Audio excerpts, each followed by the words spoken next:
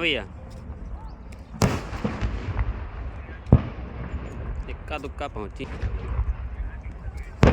दिक्कत है। रुकिए, अभी मिला रहे हैं। गैस की गाड़ी यहाँ जल रही है, दग रही है गड़ाम गड़ाम ट्रांसपोर्ट के बगल में। अभी मिला रहे हैं।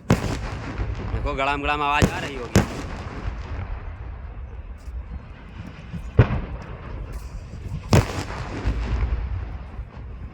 लगभग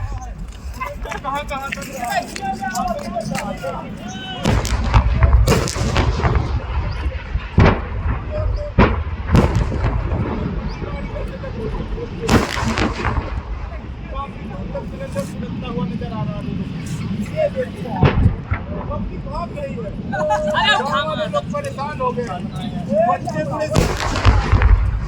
आप लोग बताइए और सिलेंडर की वजह से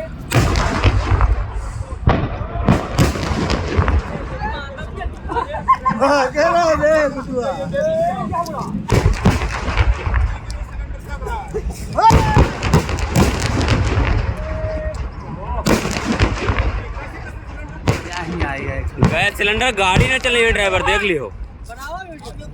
वीडियो बना।